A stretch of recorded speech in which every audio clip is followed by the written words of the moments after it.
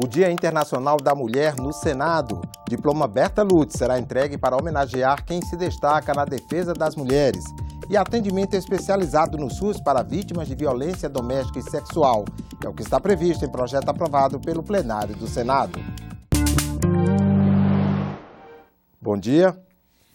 Nesta quarta-feira, Dia Internacional da Mulher, o Senado entrega o diploma Berta Lutz a lutadoras pela igualdade feminina e pela defesa da sociedade em situações de violência, nas relações internacionais e no trânsito. Primeiro, ele não nasceu numa prancheta de marketing. A gaúcha Diza perdeu o filho de 18 anos em um acidente de trânsito em 1996. Criou a Fundação Vida Urgente e desde então se dedica a acabar com a violência no trânsito.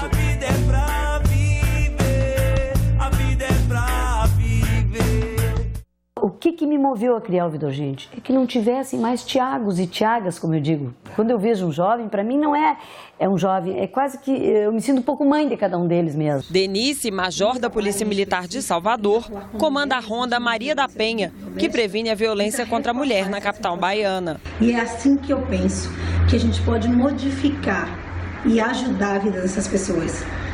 Famílias podem ser melhor tratadas, melhor cuidadas, mulheres podem ser mais fortalecidas. Isabel hoje é embaixadora na Sérvia.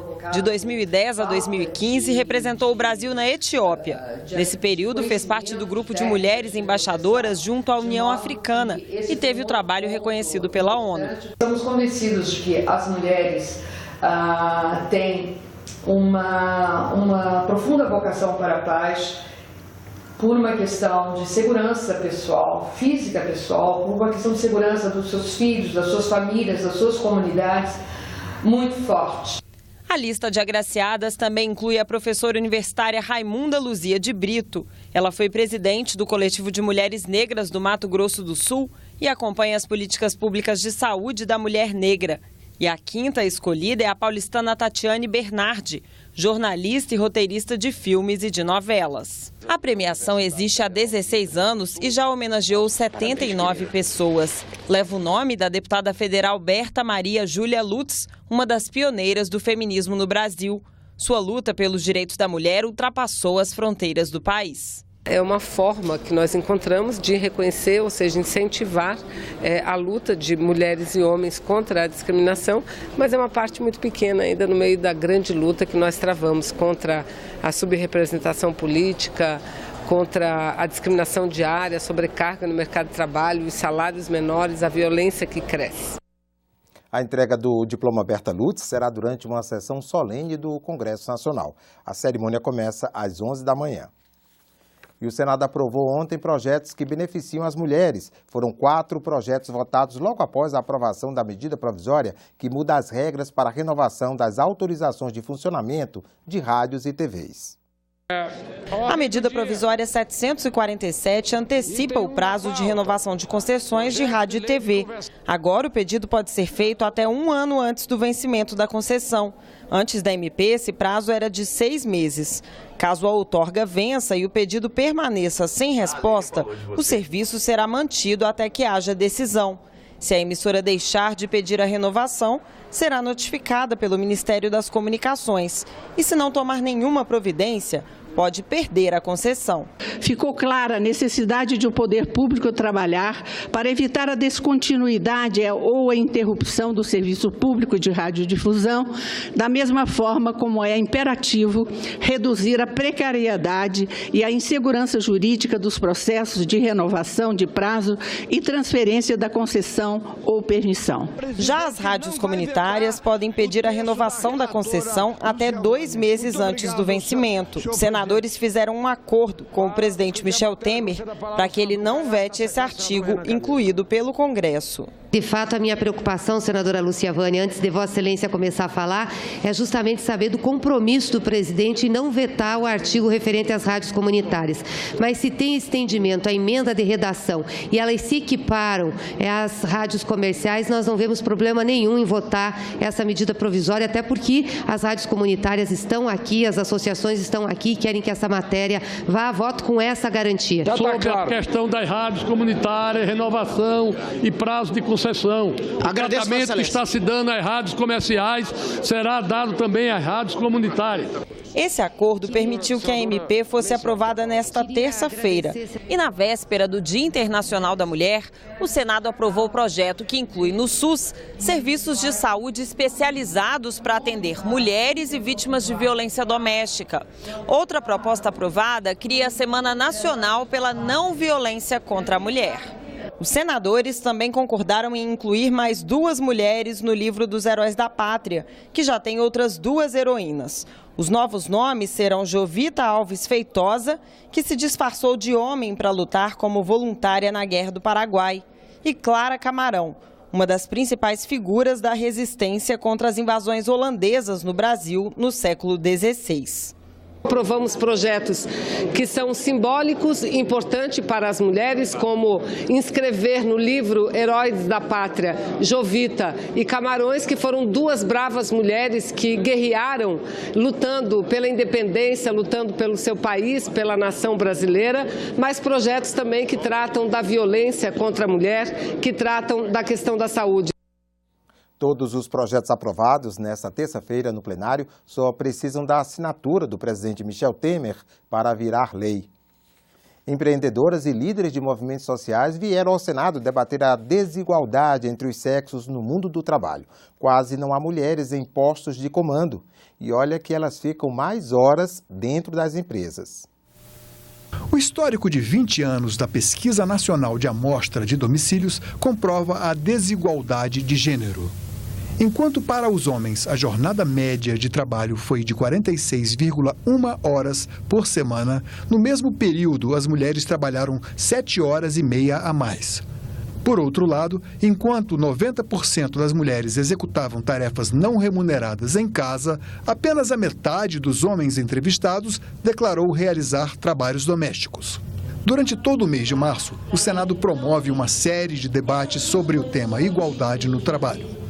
Na abertura do evento, Luísa Trajano, única brasileira à frente de uma mega empresa nacional, defendeu a maior presença das mulheres nos postos principais, nas estatais e na iniciativa privada. Nós já conseguimos muita coisa, mas nós temos só 5% de mulheres no topo de qualquer empresa, de política, de tudo. Então o maior desafio é as mulheres assumirem mais papel de liderança. Por isso que nós somos totalmente a favor de cota, né? Cota é um processo transitório para acertar uma desigualdade.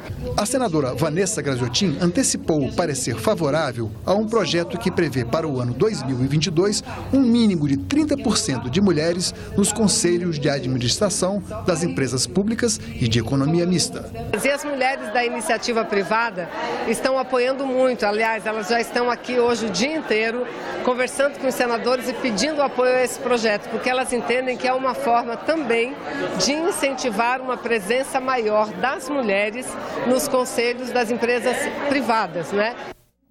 A proposta que abre novo prazo para a repatriação de recursos irregulares de brasileiros no exterior pode ser votada hoje pelo plenário do Senado.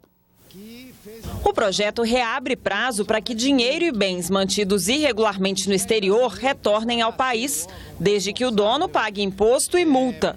O texto do Senado sofreu mudanças na Câmara e, por isso, volta à análise dos senadores. Na primeira fase da repatriação, no ano passado, o governo arrecadou quase 47 bilhões de reais.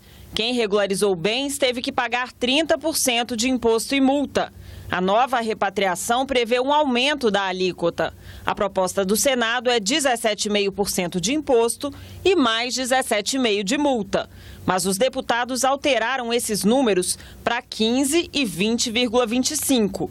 O texto prevê ainda que 46% do que for arrecadado com a multa seja dividido entre estados e municípios por meio dos fundos de participação. É importante que a gente tenha recursos suficientes para garantir os compromissos dos governadores, compromissos com os servidores públicos, com os fornecedores, com os prestadores de serviço e também com os investimentos necessários para melhorar a qualidade de vida da população. Mas o dinheiro ainda vai levar pelo menos 4 meses para chegar aos cofres públicos. O prazo de 120 dias para regularizar os recursos começa a contar depois que a Receita Federal regulamentar a repatriação.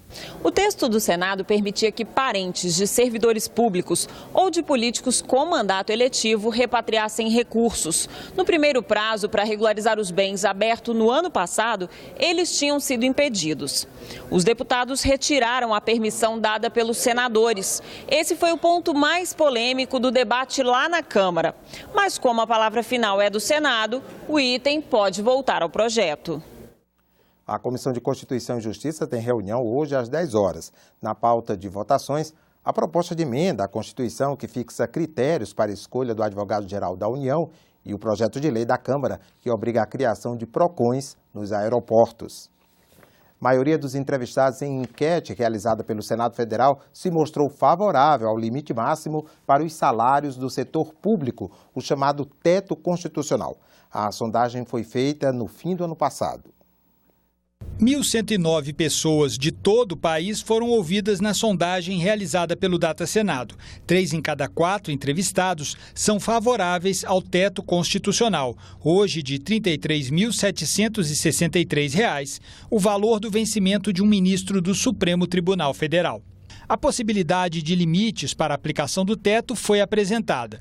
Mais da metade das pessoas ouvidas defende que o teto seja aplicado em todas as situações, sem nenhuma exceção. Outra situação avaliada foi a de pessoas que recebem vencimentos de mais de um cargo público simultaneamente. Para mais da metade dos entrevistados, o valor do teto deve ser aplicado separadamente em cada um dos vencimentos. Nesse quesito, porém, o Data Senado constatou que, quanto maior a escolaridade dos entrevistados, maior é o número de pessoas que defendem que o teto seja aplicado à soma dos salários. A pesquisa sobre teto salarial ela foi demandada pela presidência do Senado, era um tema que estava em debate na Casa no final do ano passado, foram votados vários projetos a respeito do tema. O Data Senado ele realiza regularmente pesquisas de opinião pública sobre temas que estão em discussão na Casa. Então essas pesquisas elas servem para subsidiar o processo decisório dos parlamentares, né? São temas que eles discutem e temas de decisões que eles tomam. Então, conhecer a opinião pública, saber como pensa a população brasileira é fundamental para que eles tomem uma decisão mais bem informada. Todas as informações da enquete podem ser acessadas no portal do Data Senado na internet. A visitação ao Palácio do Congresso vai ser suspensa nesta quarta e quinta-feiras por causa de possíveis manifestações contra a terceirização, a reforma da Previdência e em defesa dos direitos da mulher. Essas foram as notícias dessa edição e você tem acesso a outras na nossa página na internet. Uma boa quarta-feira para você.